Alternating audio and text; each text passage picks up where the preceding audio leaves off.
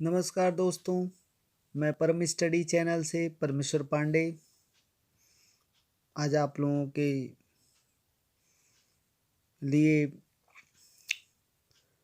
मैं मापन और मूल्यांकन के क्लास 5 से उत्तम परीक्षण गुड टेस्ट टॉपिक पर चर्चा करने आया हूं।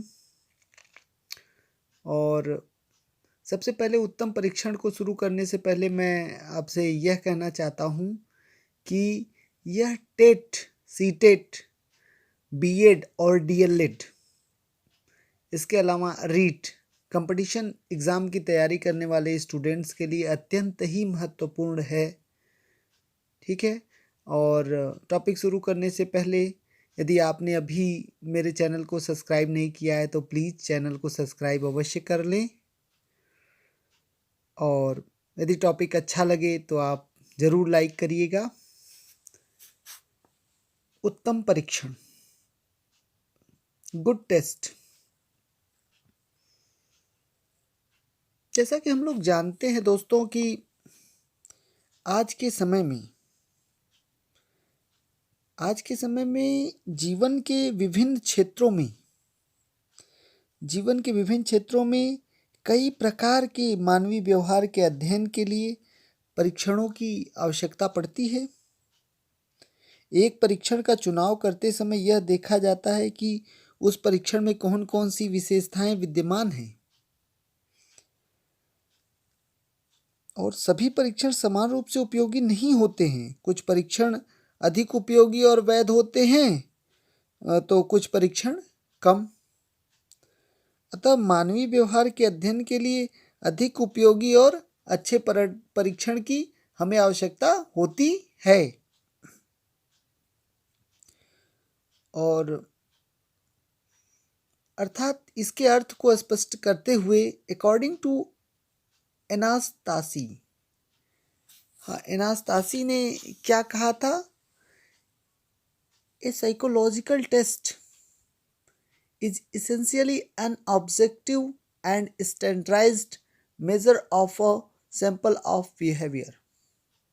According to Anastasi, a psychological test is essentially an objective and standardized measure of a sample of behavior. अर्थात हर मनोवैज्ञानिक परीक्षण निश्चित रूप से व्यवहार के न्यादर्श का प्रमापीकृत और वस्तुगत मापन है। अर्थात हर मनोवैज्ञानिक परीक्षण निश्चित रूप से व्यवहार के न्यादर्श का प्रमापीकृत और वस्तुगत मापन है। हम इस अर्थ को और भी स्पष्ट तरीके से ऐसे समझ सकते हैं कि जैसे कि एक वस्तु उन समस्त आवश्यकताओं की पूर्ति करती है जिसके लिए कि उसकी रचना हुई है, तो वह उत्तम वस्तु कहलाएगी। मानते हैं ना? तो किसी भी वस्तु को अच्छा या खराब उसकी सर्वमान्य कसौटी के आधार पर कहा जा सकता है। यही तथ्य शैक्षिक या मनोवैज्ञानिक परीक्षणों पर लागू होता है। एक अच्छा परीक्षण उसे कहा जा सकता है जो उन आवश्यकताओं की पूर्ति करता है जिसको ध्यान में रखकर उसकी रचना की गई हो, अर्थात उन उद्देश्यों की प्राप्ति करता है जिसको ध्यान में रखकर उसकी संरचना की गई हो। परीक्षण की अच्छाई का निर्णय उन कसौटियों के आधार पर ही किया जा सकता है जिन पर वह निर्भर करता है।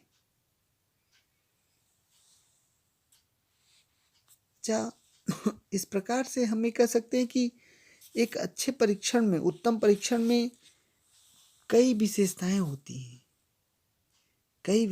होती हैं। जैसे कि एक उत्तम परीक्षण उद्देश्यपूर्ण या स्वप्रयोजनशील होना चाहिए और उत्तम परीक्षण व्यक्ति के संपूर्ण व्यवहार का प्रतिनिधित्व करना चाहिए, प्रमाणीकृत होना चाहिए, व्यापक होना चाहिए, वस्तुनिष्ठ होना चाहिए। और उत्तम परीक्षण में समय, धन, श्रम के दृष्टिकोण से मितव्ययता होना चाहिए। मितव्ययता का मतलब मितव्ययी, कम खर्च वाला होना चाहिए। और उत्तम परीक्षण भेदबोधक और इसके मानक जो है निर्धारित होने चाहिए और यह समस्त परिस्थितियों में मान्य एवं उपयुक्त होना चाहिए। इसके साथ साथ उत्तम परीक्षण विश्वसनीय और वैध होना चाहिए और उत्तम परीक्षण के प्रशासन, फलांकन एवं निर्वचन की दृष्टि से सुगम भी होना चाहिए और उत्तम परीक्षण में आभासी वैधता अर्थात कि फेस वैलिडिटी होनी चाहिए। यह एक उत्तम परीक्षण की विशेषता होती है। यह एक उत्तम परीक्षण की विशेषता होती है। और अब हम आगे चलते हैं, बात करते हैं उत्तम परीक्षण के कसौटियों के बारे में। उत्तम परीक्षण की कसौटियों को दो समूहों में बांटा गया है। उत्तम परीक्षण की कसौटियों को क्राइटेरिया दो समूहों में बांटा गया है। नंबर 1 व्यावहारिक कसौटियां, प्रैक्टिकल क्राइटेरिया। नंबर 2 तकनीकी कसौटियां, टेक्निकल क्राइटेरिया। व्यावहारिक कसौटियां, नंबर 1 उद्देश्यपूर्णता, पर्पसिवनेस के अंतर्गत हम बात कर सकते हैं कि उद्देश्यपूर्णता किसी भी उत्तम परीक्षण की मुख्य व्यावहारिक विशेषता होती है। मुख्य व्यावहारिक विशेषता होती है और उत्तम परीक्षण का निर्माण तभी किया जाता है जबकि हमारे पास कोई उद्देश्य, लक्ष्य, समस्या हो। अमूर्त परिस्थितियों में परीक्षण की रचना कदापि संभव नहीं है क्योंकि परीक्षण सदैव ही उद्देश्य पूर्ति का साधन मात्र है। उद्देश्य पूर्ति का साधन मात्र है और जब हमारे पास कोई उद्देश्य ही नहीं होगा तो साधनों की क्या सार्थकता रह जाएगी। इसलिए किसी भी परीक्षण की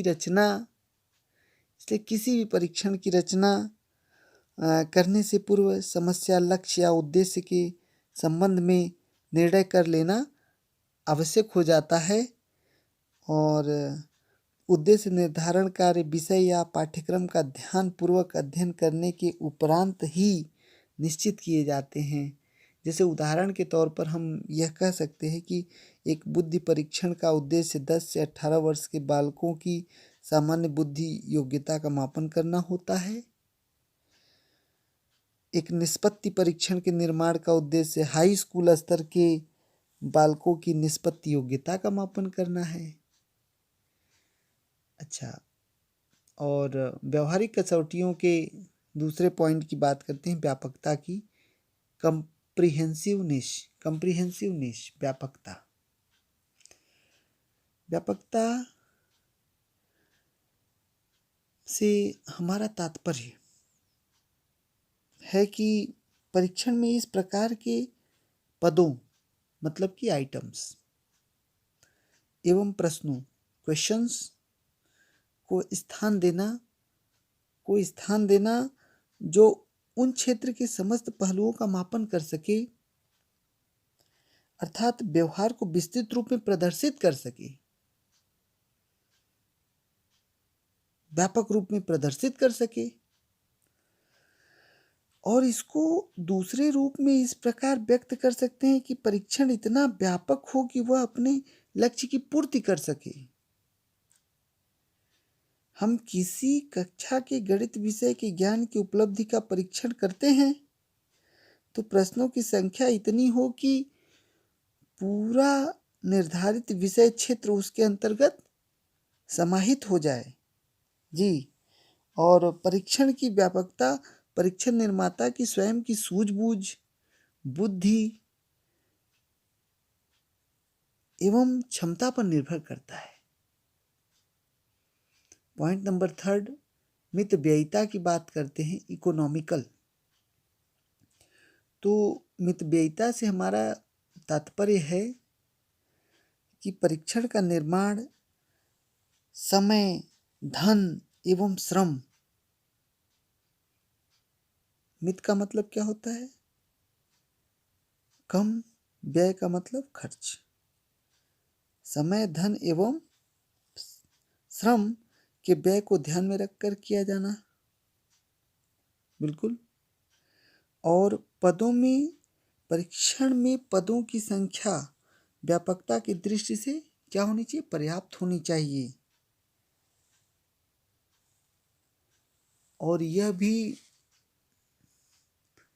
यह भी ध्यान रखना चाहिए कि उसमें कम समय, श्रम और धन की आवश्यकता हो।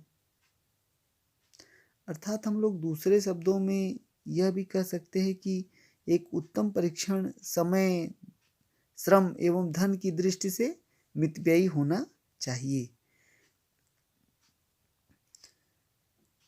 अच्छा, और मितव्ययिता के संदर्भ में फ्रीमैन ने विचार व्यक्त करते हुए कहा है कि परीक्षण इतना लंबा नहीं होना चाहिए कि वह नीरसता या निषेध वृत्ति उत्पन्न करे, क्योंकि जहां ये कारक पाए जाते हैं वहां प्रयोज्य अपने निष्पादन का श्रेष्ठ स्तर प्रस्तुत नहीं कर पाते हैं। पॉइंट नंबर 4, व्यवहारिक कसौटियों में बात करते हैं उपयोगिता की, यूजेबिलिटी। तो उपयोगिता के संदर्भ में बात करते हैं, उपयोगिता का तात्पर्य किससे है?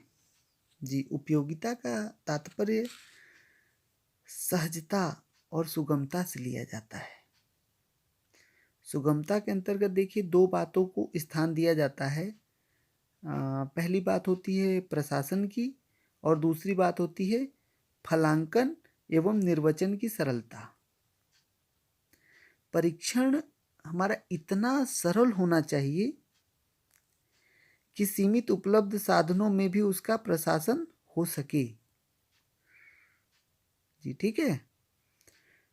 और उत्तम परीक्षण की एक यह भी विशेषता होती है कि उसके परीक्षण पदों का फलांकन शीघ्रता, सरलता एवं दक्षता से किया जा सके।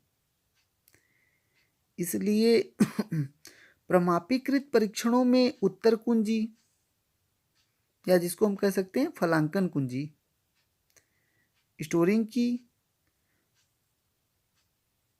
और फलांकन स्टेंसिल का प्रयोग किया जाता है। फलांकन स्टेंसिल का प्रयोग किया जाता है और साथ ही मैनुअल में ही फलांकन करने के निर्देशों को स्पष्ट कर दिया जाता है। परीक्षण की निर्वचन विधि भी अत्यंत स्पष्ट होनी चाहिए। ये बात ध्यान देने योग्य है कि निर्वचन विधि इस प्रकार की होनी चाहिए कि प्रत्येक व्यक्ति उन प्राप्तांकों का एक ही भांति निर्वचन कर सके। अर्थात निर्वचन विधि हमारी वस्तुनिष्ठ होनी चाहिए। कैसी होनी चाहिए? निर्वचन विधि वस्तुनिष्ठ होनी चाहिए। और उत्तम परीक्षण, गुड टेस्ट में की व्यवहारिक कसौटियों में हम पॉइंट नंबर 5 की बात करते हैं, सर्वमान्यता की, एक्सेप्टेबिलिटी। उत्तम परीक्षण एक्सेप्टेबिलिटी के अंतर्गत उत्तम परीक्षण सर्व स्वीकृत होना चाहिए, ताकि उसका प्रयोग उन समस्त व्यक्तियों एवं परिस्थितियों में सदैव किया जा सके जिन पर कि उसका प्रमापीकरण किया गया है। जैसे कि बीने साइमन का जो बुद्धि परीक्षण एक ऐसा परीक्षण है जो कि हर परिस्थिति में किसी भी स्तर के व्यक्ति को ग्राह्य है, किसी भी स्तर के व्यक्ति को ग्राह्य है। और पॉइंट नंबर 6, व्यवहारिक कसौटियाँ। पॉइंट नंबर 6 की बात करते हैं, प्रतिनिधित्वता, रिप्रेजेंटेटिवनेस, प्रतिनिधित्वता, रिप्रेजेंटेटिवनेस। एक उत्तम परीक्षण को प्रतिनिधित्वकारी होना चाहिए। जहाँ तक मैं मानता हूँ कि व्यवहार के जिन जिन बिंदुओं या पहलुओं के मापन हेतु उसकी रचना की गई है, उनका प्रतिनिधित्व करता या प्रतिनिधि के रूप से मापन करना एक अत्यंत ही प्रमुख विशेषता है। जैसे कि प्रतिनिधित्वता के संबंध में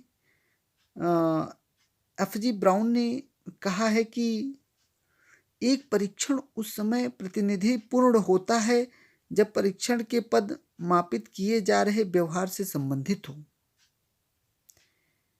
एफ.जी. ब्राउन ने कहा है कि, ध्यान दीजिएगा, एफ.जी. ब्राउन के अनुसार एक परीक्षण उस समय प्रतिनिधि पूर्ण होता है जब परीक्षण के पद मापित किए जा रहे व्यवहार से संबंधित हों। अच्छा, अब कसौटियों में दूसरे कसौटी अत्यंत ही महत्वपूर्ण, ये तो व्यवहारिक कसौटी तो अब अपना हो गया। तकनीक कसौटियों की बात करते हैं, टेक्निकल क्राइटेरिया। इसमें भी हमारे 6 स्टेज आते हैं। प्रमापीकृत, नंबर 1 प्रमापीकृत, स्टैंडर्डाइज्ड। प्रमापीकृत के अंतर्गत हम बात कर सकते हैं कि एक उत्तम परीक्षण का